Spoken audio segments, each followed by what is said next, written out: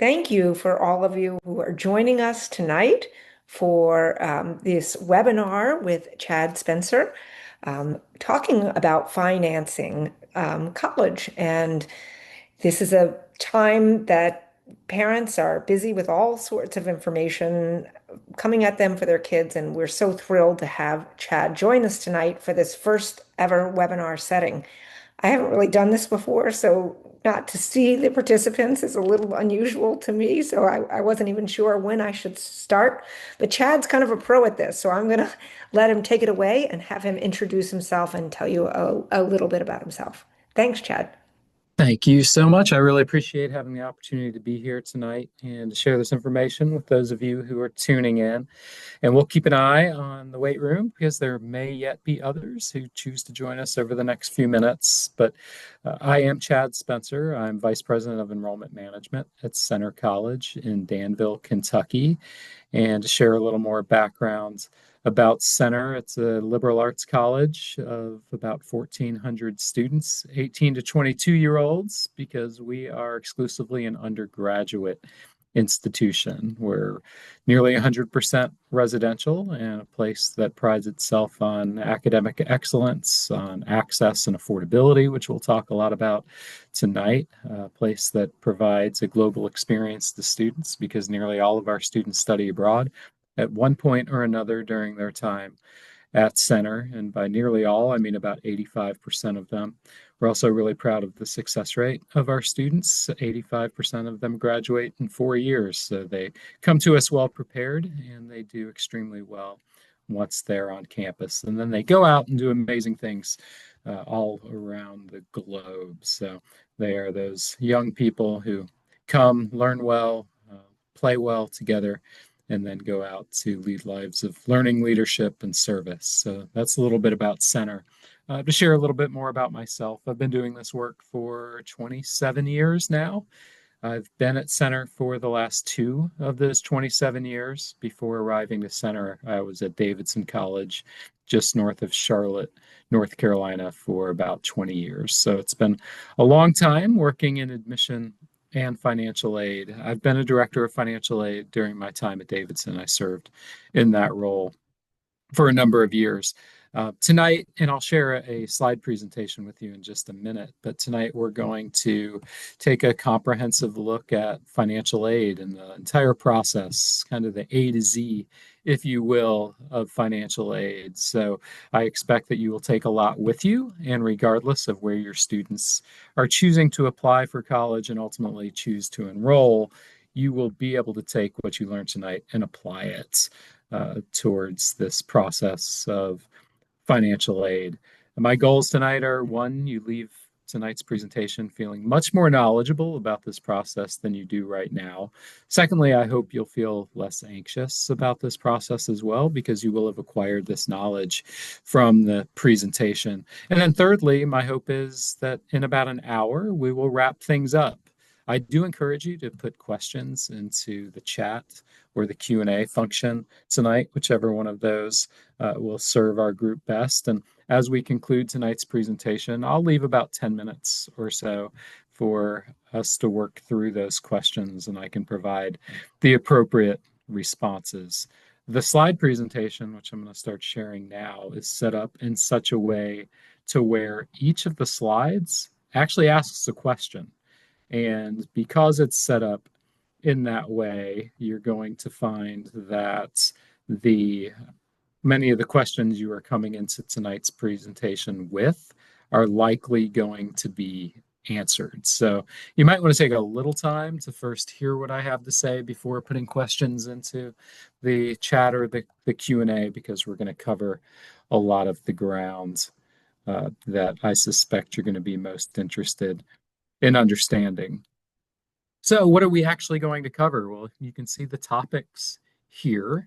We're going to focus quite a bit of our time on need-based financial aid. I've found during my career that most colleges are going to award some combination of need plus merit-based aid, but many will actually allocate much of their resources towards need-based financial aid. So we'll talk about that in depth. We will shift gears and talk about merit-based scholarships as well. This can be an effective way to pay for college, so I want to make sure we cover merit-based scholarships adequately. We'll also talk about federal and to some degree state aid programs. We're going to talk about loans and alternative financing options and payment plans and things like that. And then we'll close our time together by talking through some consumer tips. How do students apply for need-based financial aid? I want to draw your attention first to the left-hand side of the screen before we talk about the actual applications for aid. You see that this is an annual reapplication process. And I don't want that to get lost because it's important that families and students meet financial aid application deadlines.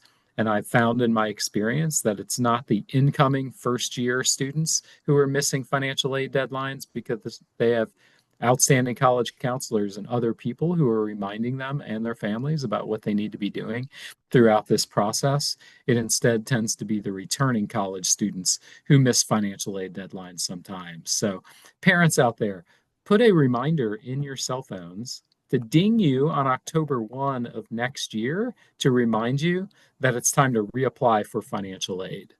And why October 1? Because October 1 has historically been the date on which the FAFSA and other financial aid applications go live. So the FAFSA is the free application for federal student aid, and nearly every college in the country will require students to submit a FAFSA if the student is interested in receiving need-based financial aid. We all require it because nearly all of us participate in federal financial aid programs. And in order to determine the student's eligibility for those programs, we must review the FAFSA and determine the student's eligibility for those federal aid programs. The FAFSA is free. It is the free application for federal student aid. That means you will not pay to access it. You will not pay to complete it. You will not pay to submit it.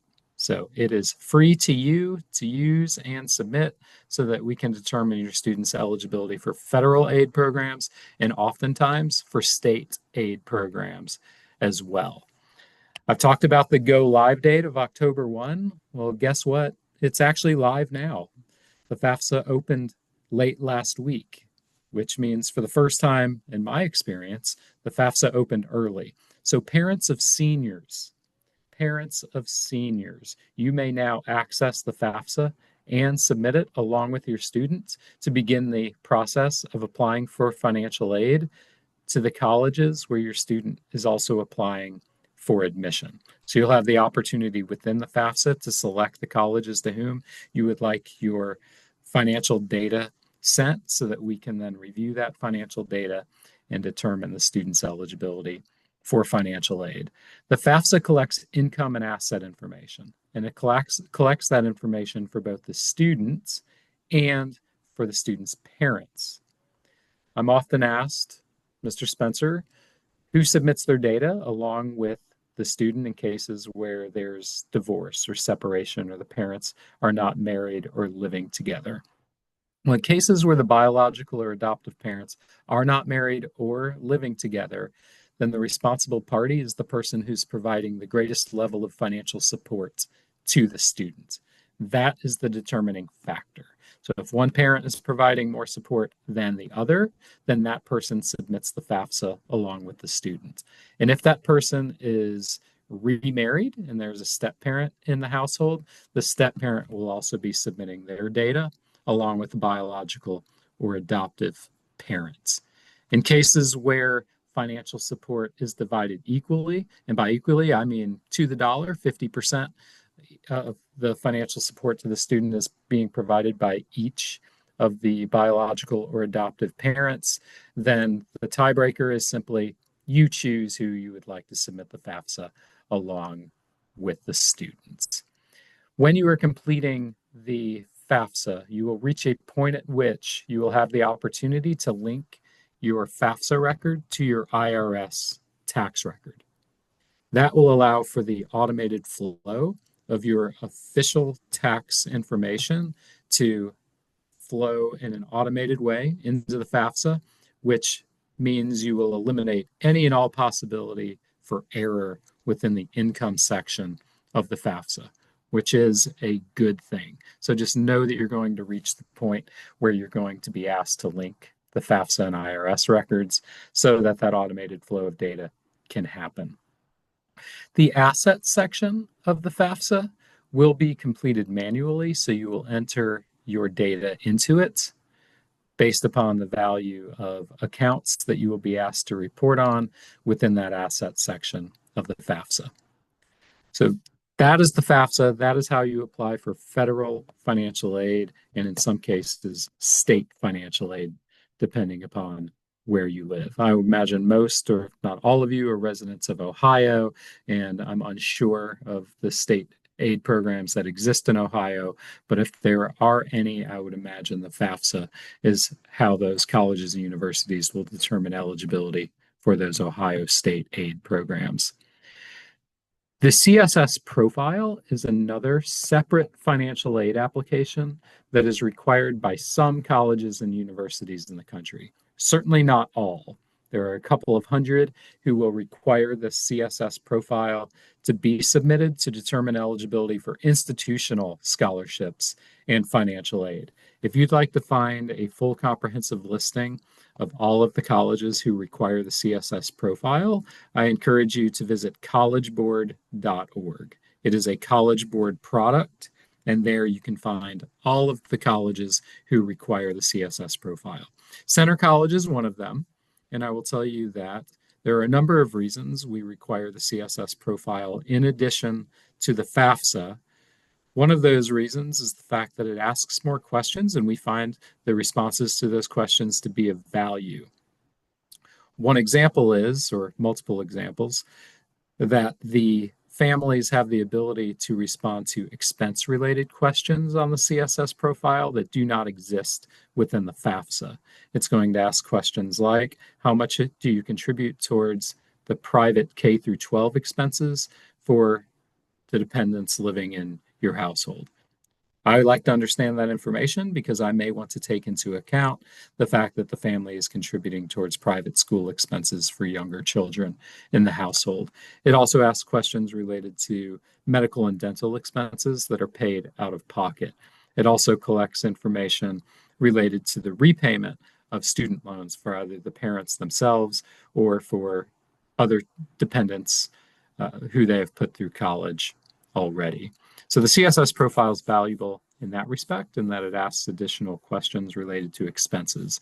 There's also a narrative section within the CSS profile that allows for students and families to provide explanation related to any unusual or extenuating circumstances within the family. So the CSS profile may be required of some students and families depending upon where the student is applying for college admission. And finally, some colleges may choose to collect a CSS profile from the non-custodial parent. So that person being the person who provides the lesser amount of the student's financial support while that student has been in high school. And then lastly, some colleges may also require families to upload or submit copies of tax returns, tax transcripts, W-2s, and other financial documents for review. That's the process by which students and families will apply for need-based financial aid. So now that we've worked through the application process, let's talk about how colleges determine eligibility for financial aid. And what I have on this slide for you is a simple, straightforward equation that begins with the cost of attendance. The cost of attendance we know to be different from college to college or university to university. We subtract from the total cost of attendance the family contribution, which is derived from all of that data that you will be providing within the FAFSA and the CSS profile. We also subtract any estimated outside assistance that the student expects to receive. Most often, the outside assistance is coming from outside scholarship organizations, so in the form of outside scholarships. The result is the student's financial need. It's their financial need for 1 year, keeping in mind that this is an annual application process. Let's take this equation and break it down by each of the components, beginning with that cost of attendance. What's included in the cost of attendance, right? That sticker price that you see. Well, you can see here that I've broken out the cost of attendance into 5 components. And I've broken them out further by direct expenses and indirect expenses. Included in direct expenses are things like tuition and fees. Families will be billed for tuition and fees. And if the student is living on campus and is purchasing a meal plan, then the student will also be billed for housing and meals. Students living on campus, eating on campus, they will have housing and meal expenses associated with their attendance. Indirect expenses include things like books and supplies that students may choose to purchase from the bookstore on campus, or they may choose to shop Amazon or some other third-party vendor where they may find those books and supplies for a little less than they might find them in a bookstore. But ultimately, the student makes that decision. We will also include in the total cost of attendance an allowance for transportation. If the student is traveling to and from campus and they're from their home to campus and they're having to board an airplane in order to make that trip as they travel from Ohio out to the West Coast, then those transportation expenses are going to add up at a much greater rate than for students who perhaps attend one of the greater Columbus area options for college, where they're just moving to and from campus much more freely and much more cheaply. So transportation allowance is going to be somewhat dependent upon how far it is the student's traveling from home to their college campus. And when it comes to miscellaneous personal expenses, we are going to include an allowance within the total cost of attendance that allows the student to live a standard college going student existence. Some money for them to kick around town, to go have some fun with friends, to go grab pizza, keeping in mind that many of us already include within our tuition and fees structure the costs of attending student activities on campus, where the student may not have to pay additional fees in order to attend those events. Rather, it's just built in to their cost of attendance. So these are the standard components you can expect to find regardless of where your student attends college. But I do want to point out one last thing, which is housing and meals can shift from direct to indirect expenses if the student chooses to live off campus, and if the student chooses not to purchase a meal plan directly from the college or university. So those expenses would still be paid, only they wouldn't be paid directly to the college or university. That's cost of attendance. Now let's talk about outside resources. Well, what are they? Simply put, they're funds coming from sources other than the college or university. And I give you a small number of examples here as far as from where they may come. I tend to think of things like the places where students have participated in youth sports or where they've been involved in the arts. More often than not, they tend to participate in these activities near where they live. And so my advice has long been, students, as you're pursuing outside scholarship opportunities, start locally. Start with where you live and with where you go to school and where you're active in your community, because you're likely to be eligible for more of those scholarships than you are for the scholarships that are awarded at the state, regional, or national level.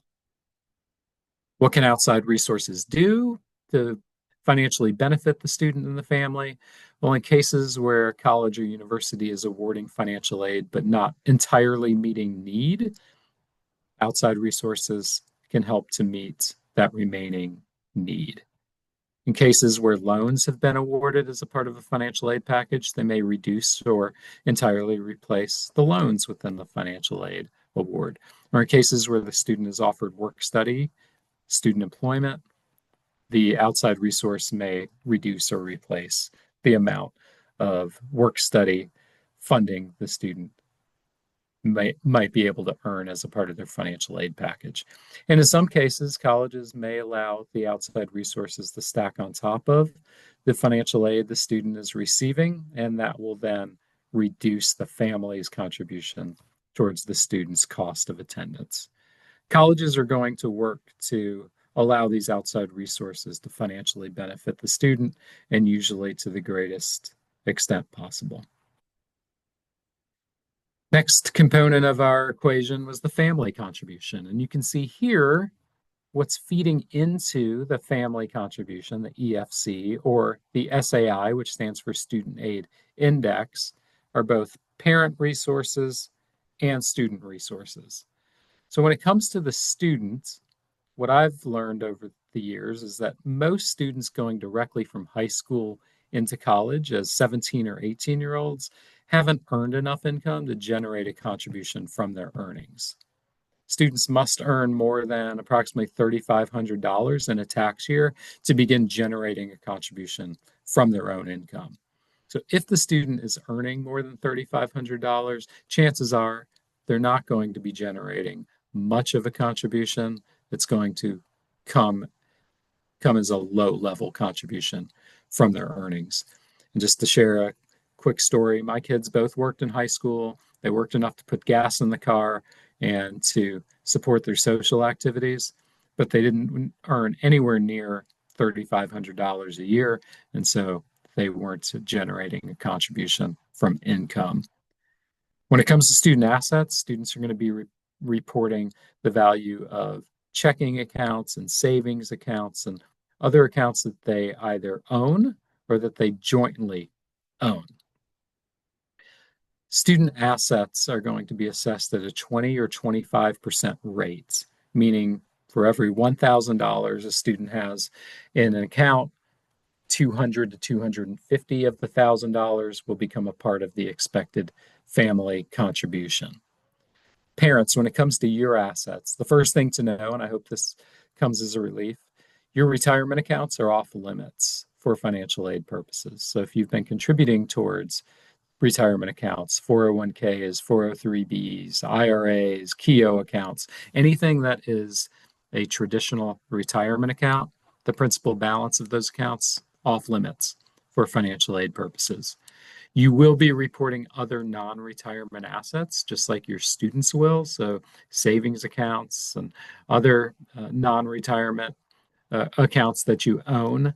You will also report the equity value of any real estate you own outside of your primary residence. On the CSS profile, you will report the value of your primary residence, and a portion of the home equity may be considered an asset for financial aid purposes. There will be allowances made against your assets that you are reporting to protect some portion of your assets for things like emergencies or for the future educational expenses of your younger children.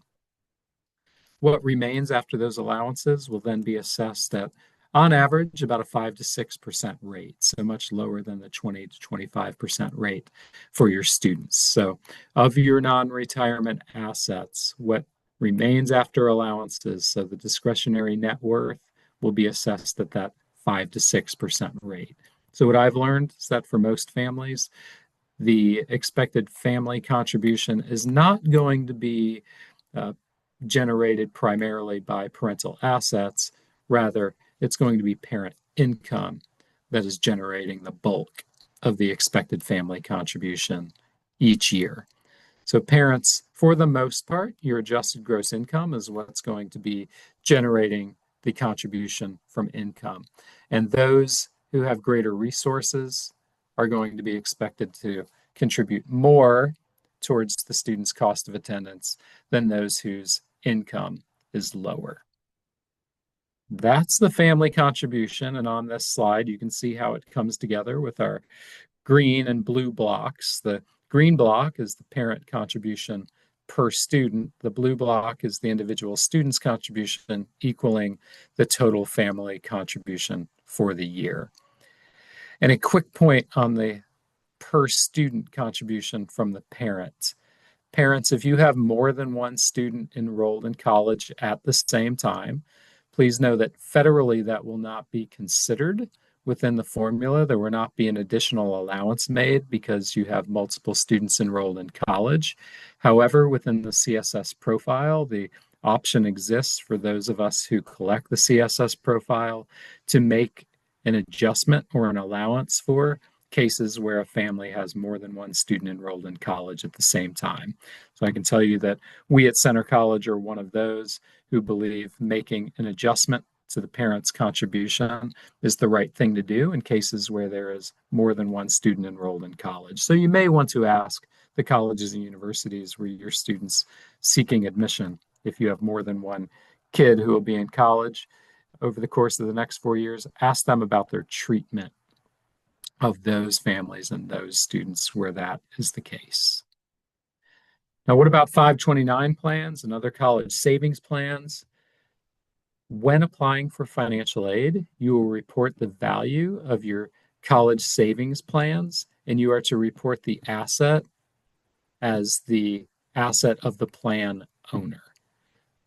So please don't make the mistake of reporting a 529 or college savings plan as the asset of the students if in fact the student is the beneficiary and the parent or the parents own the 529 or college savings plan.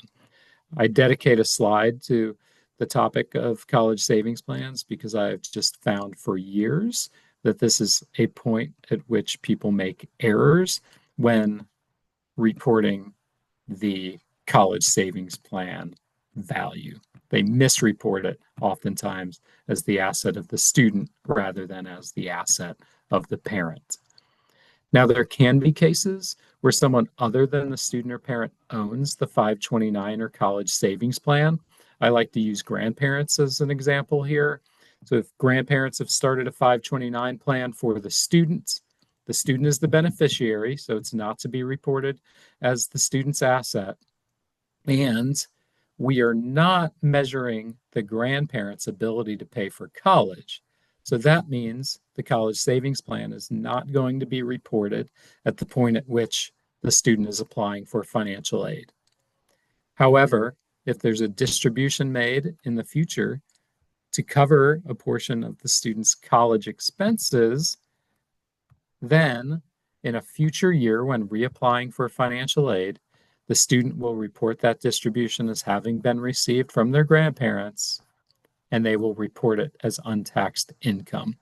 So in the future, when the student's reapplying for aid, then that distribution will be counted as a resource to the student. I hope that's clear. Now let's shift gears and talk merit-based scholarships.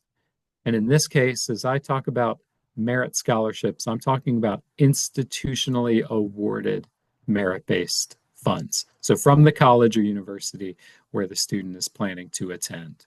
And I'm talking about merit in such a way to where need is not being considered during the selection process. Now, when it comes to procedures for being considered, know that they may vary. In some cases, the student may have to be nominated for a scholarship.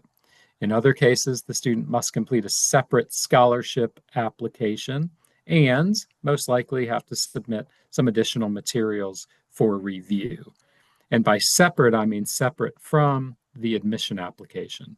And then there may be cases where some colleges use the admission application as the scholarship application. In my time at Davidson, that's what we did. As the person who was responsible for the Mid-Atlantic and reviewing admission applications from students applying from Mid-Atlantic states, it was my job to internally identify students for merit scholarships and internally nominate them for those scholarships where I believed they would be strong candidates, strong and competitive candidates. And speaking of which, as we think about merit-based scholarships, some additional questions to ask are, do all colleges offer merit-based scholarships? No, they don't. They do not. Typically, those places that are most selective are either going to not offer merit-based scholarships at all, or they're going to offer relatively few of them. So there's this inverse relationship between selectivity and merit-based scholarship availability. Some colleges will choose to allocate their resources towards need-based aid instead of towards merit-based aid, or it can also work conversely, where colleges are seemingly awarding merit-based scholarships to every student being offered admission to their institution.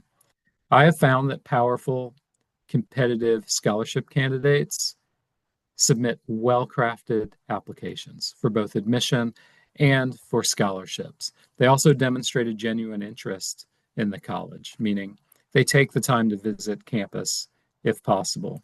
They engage with the representatives from the admission office when they visit their high school. They attend college fairs, or they sit down and have conversations with admission officers who are inviting them to sit down and have a cup of coffee and a conversation. I'm often asked by students how to distinguish themselves within a pool of thousands of applicants. And my response has remained the same for over 25 years. And my response is be genuine, be authentic, be exactly who you are, because that's who we want to get to know as we are thinking about to whom we want to offer merit-based scholarships and offer people the opportunity to come and join our college community. And lastly, and I often had to remind my youngest son of this during his time in high school and especially senior year, and that was continue to challenge yourself all the way through the finish line. Take high-level, rigorous courses, continue to be engaged in community, continue to be the leader that college expects you to be when you arrive to their campus. What about athletic scholarships? What are they? Who awards them? Well, athletic scholarships, of course, are awarded to outstanding student athletes, and those awards are made by the athletics department, by the coaches. They're the ones who control the purse strings, and they decide to whom they're going to offer their limited scholarships. And sometimes those scholarships can be full awards, meaning they cover the cost of attendance. But I do know and understand well, after having spent quite a bit of time on a Division I college campus, that most student athletes are actually receiving partial scholarships. So that is some amount less than the full cost of attendance. And then, of course, there are those colleges and universities that compete at the NCAA Division III level, where we have athletic teams and outstanding athletic programs, but we do not offer athletic scholarships as a part of our athletics experience.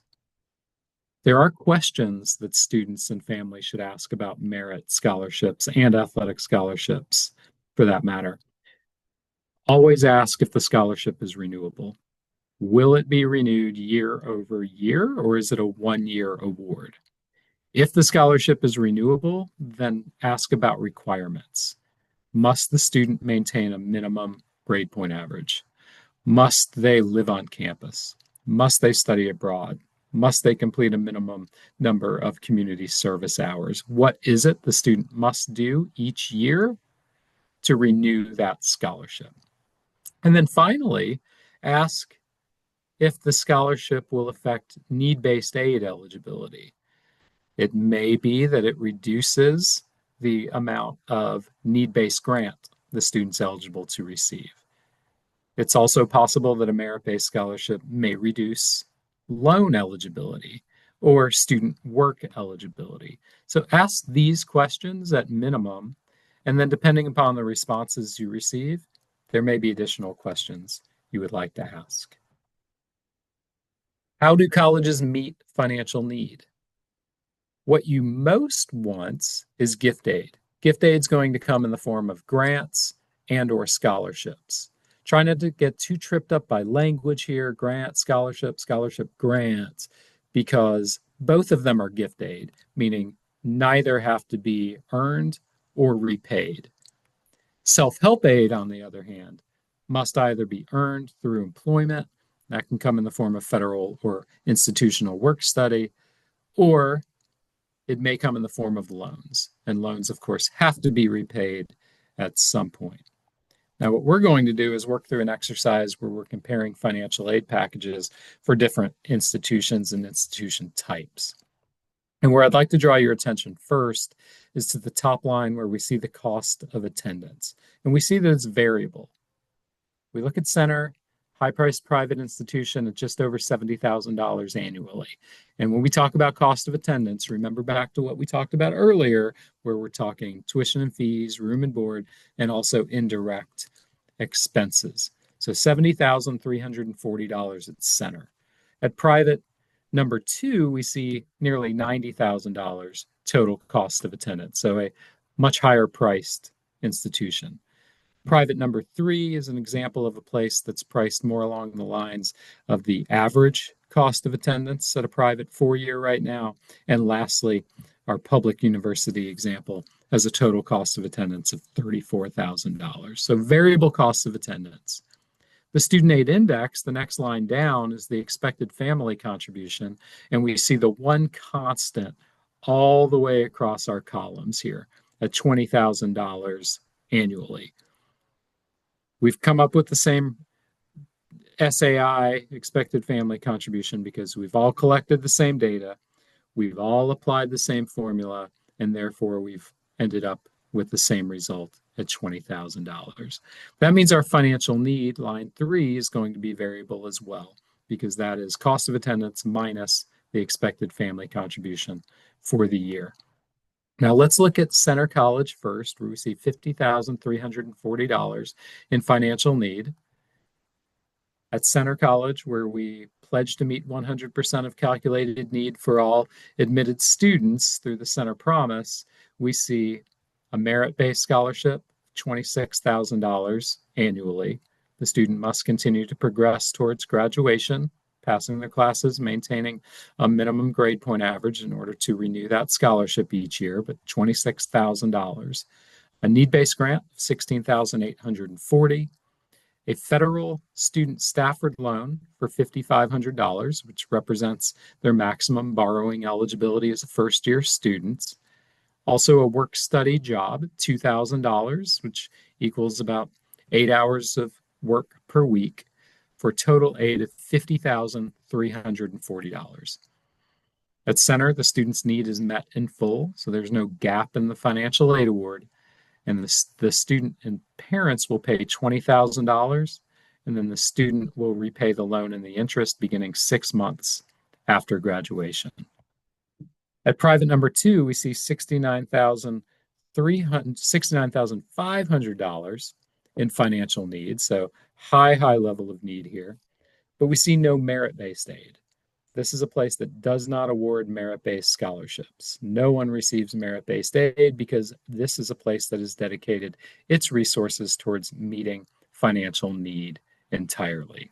And it meets financial need without awarding student loans as a part of the financial aid package, which means it's one of about 20 to 25 colleges and universities in the country that meets need without student loans. There's a work-study job for $3,000. That's about 10 hours of work per week. Total aid, $69,500. Need has been met in full, and the family will pay the $20,000 student aid index expected family contribution for the year. Moving over to private number 3, we see $37,000 in financial need. A merit-based scholarship of $23,000, but $0 in need-based grant. However, the student's being offered the $5,500 federal Stafford loan, a $2,500 job on campus, bringing us to a total of $31,000 in aid offered. So we're seeing for the first time a gap, unmet need of $6,000 because the family's calculated need was 37 and the total aid being offered is just 31.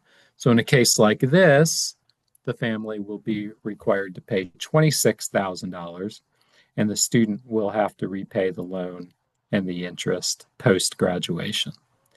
And lastly, looking at our public university example, we see just $14,000 in financial need. So this is not a high need case.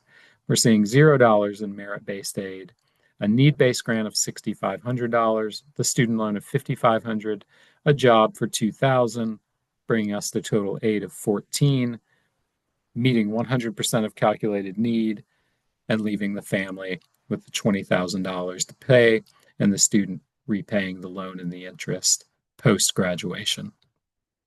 I wanted to give you these 4 examples for a few reasons. One is you can expect that if your student is admitted to multiple colleges or universities, they will receive aid awards that are different from institution to institution. So I want you to be prepared to decipher those financial aid awards when they come. I also wanted you to see differences in the ways in which colleges and universities manage their resources. So, ranging from merit-based aid to need-based aid to student loans and work study, we are all working with limited budgets on our college campuses and trying to provide to the students who we offer admission to financial aid in a fair, consistent, and equitable way to help make our education accessible to students who would like to attend our colleges and universities. So I hope you enjoyed this exercise and it will help prepare you for what's coming down the road.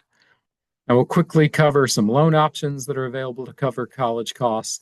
The Direct Stafford Loan Program I talked about, it offers $5,500 to first-year students, $6,500 to sophomores, and $7,500 in eligibility to juniors and to seniors.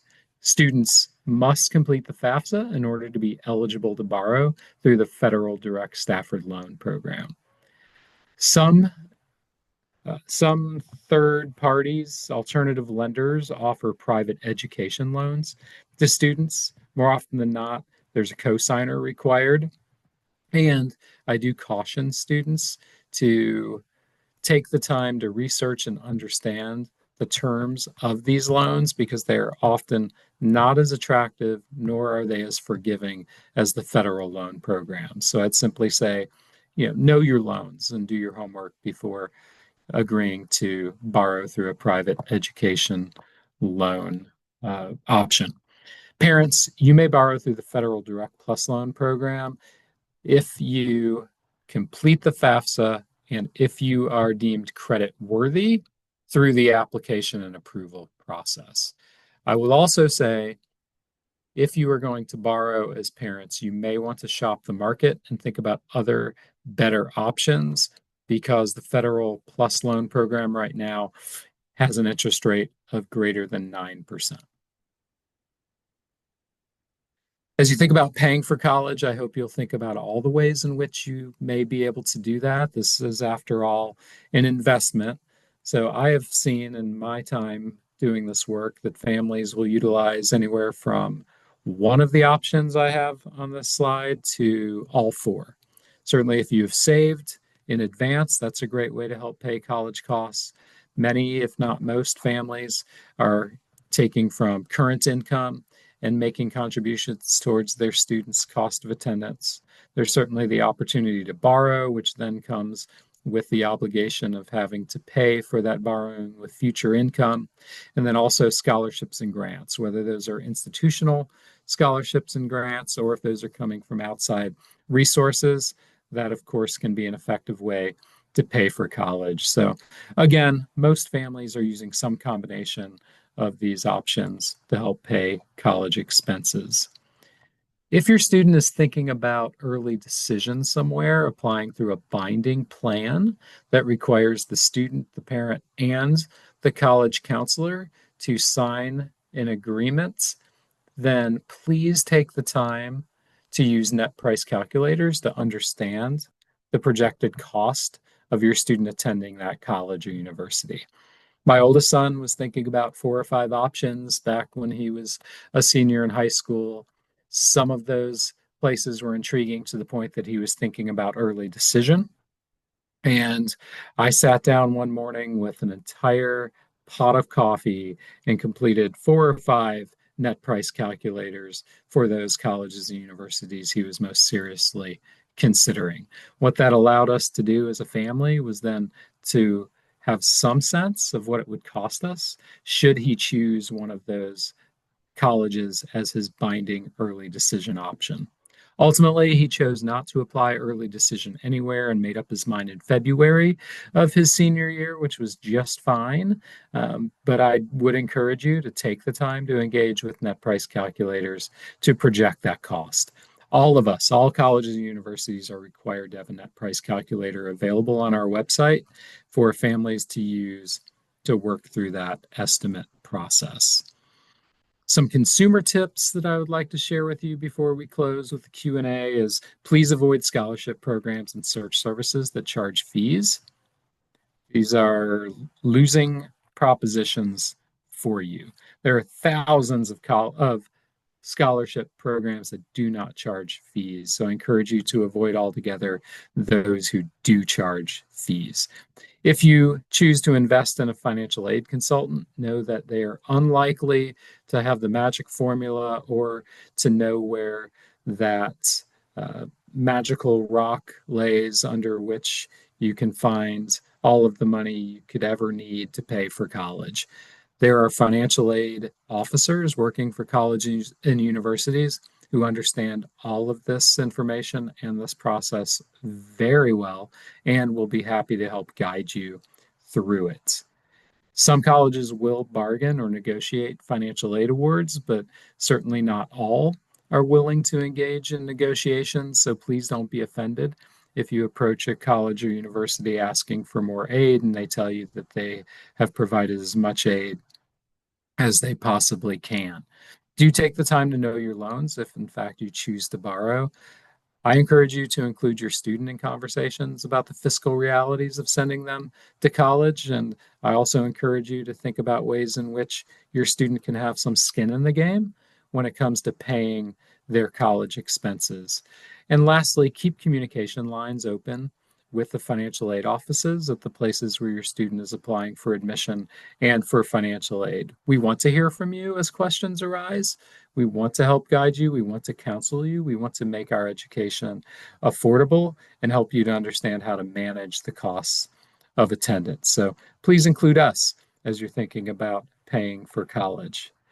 And with that, I'm going to close by again expressing my thanks to you for tuning in tonight to take in tonight's presentation and the content I've offered. I hope that you feel more knowledgeable about this process now. I hope you feel less anxious about what lies ahead. And I encourage you to take your time to work through this process, meet all deadlines at the colleges where your student is applying for admission, and best of luck as your student continues their journey and finds their college home. And now back to you. Chad, thank you so much. This is just so helpful. And the net price calculator information is exactly what we encourage our families to do at different stages in the process and understanding cost.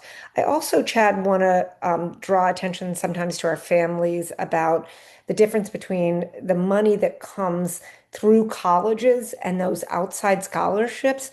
And Chad, the number I've heard is only about 3 or 4% of the dollars that are scholarship dollars out there actually come from those outside scholarships. And those are often, in our experience, smaller amounts, but they can add up when students do the work for them and find out about That's them. Would you right. agree with that?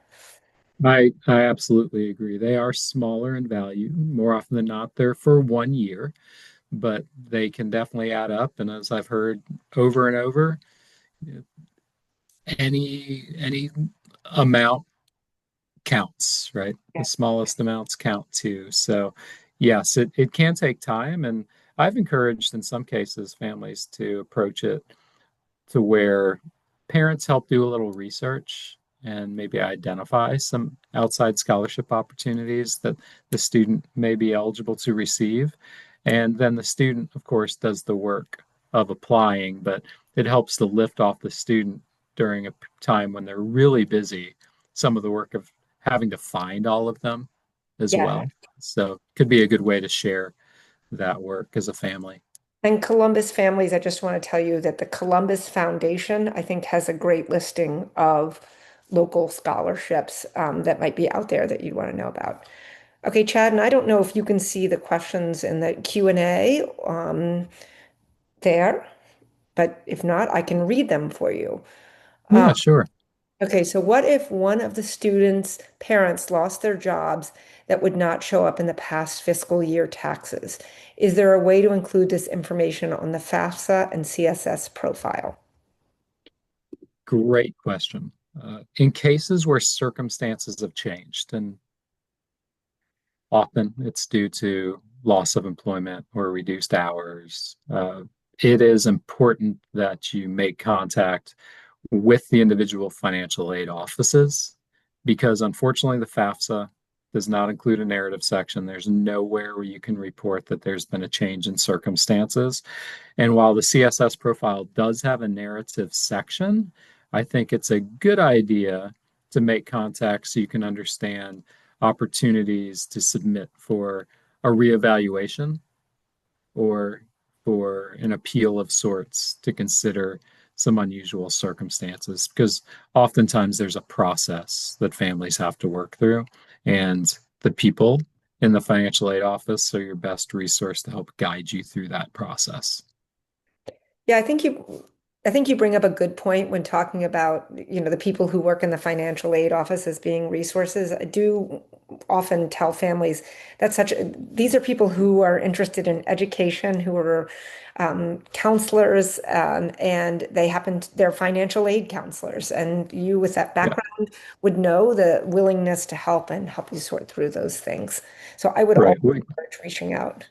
Yeah, financial aid staff are usually access-driven people. They want to see students gain access to their college or university and help make it affordable or at least manageable. So know that there are people behind the process.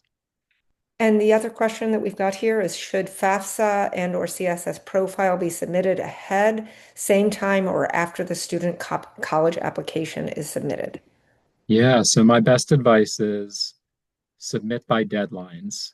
Oftentimes, the deadlines coincide with admission application deadlines, but not always. Right? They can be different, but you should submit by the deadlines.